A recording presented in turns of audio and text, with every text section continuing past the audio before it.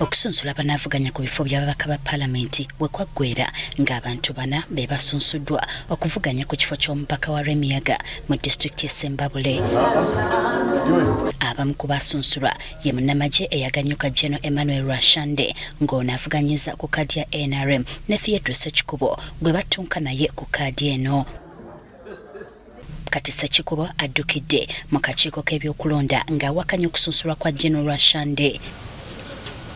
Okusinziira ku Ssekikubo, Rwashande teyatuukiriza bisaanyizo bimusobozesa kwesimbawo ku kifo ky'omubaka owa Paalamenti okwali obutaweza mikono gyetaagisa okuvuganya ku kifo kino. Emikono balagira mikono 10 gyokka omuntu okwesimbawo. Emikono 10 neye alina mikono 7. Omukono ogumu ogwanawulira Peter alina NIN ne mu register, tulina ne register.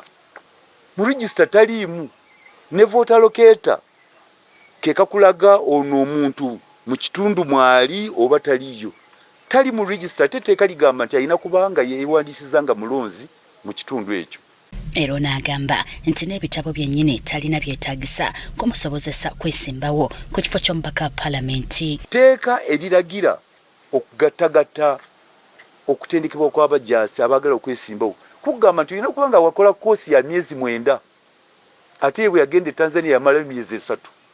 Nibira kati ebyo nabyo tulabanga okwesimbawo kwe kubadde mu bukujjukujju. Kyokka bino we bijjidde nga General Rwashande gye buvuddeko yatikkirwa mu ttendekero ly'Enkumba n'asekerera abagamba nti teyasoma. As a degree you can all take if you want so that you can go and confirm and tell those who are not easily convinced about pokopoko. Pokopoko za murwarero zikome mubeko byo mburira abantu abara byo mugendo bakorera babura sibi aba bariche bya bakora. Ssekikubo alumiriza ng'ekipapula kye yakozesa okufuna empapula endala kwe yeewaanira bwe kitali kituufu. Kujjukujju nti yafuna certificate eya Uganda People's Defence Forces mu 1982 naye mwenna nga bwe mumanyi mu 1982 tewaliwo UPDF, tewaliwo magye gayitibwa UPDF. Amagye agaliwo gali ga UNRA agali agoboti. NRA yali mu nsiko teyaliwo.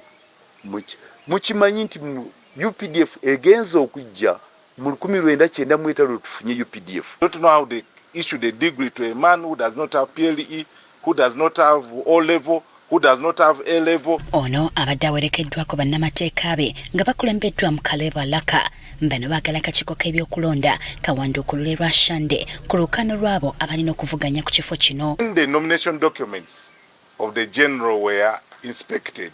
They were found wanting. The man is not qualified. The man forged everything. And I want to assure you people, my instructions are simple. To remove him and to have him denominated.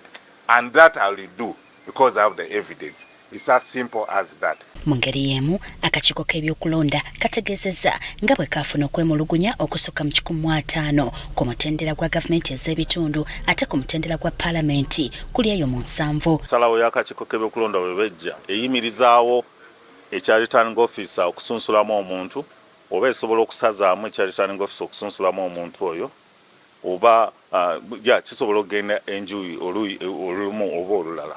So ebisinga kuba butatuukiriza bisaanizo bya kwesimbawo ku kifo ekyo. Amyuka omwogezi w'akakiiko k'ebyokulonda Paul Bukenya ategeezezza ng'akaseera k'okkubisa obukonge we kanaatuukira ng'okwemulugunya kwonna kuwedde. Okutandika n'olunaku olwokusatu n'okutuuka kati we tuli akakiiko kabadde kayita kakola kye tuyita okusalawo decisions era nga katandise okuba nga katuukirira abo banga kaweereza mu buwandiike mu butongole kuba n'okwemulugunya kuleetebwa mu butongole era nga bategeezebwa nga bwe baba basazeewo ku nsonga ez'awamu. Okusinziira akakiiko k'ebyokulonda bakyagenda mu maaso n'okwaniriza abo bonna abalina okwemulugunya.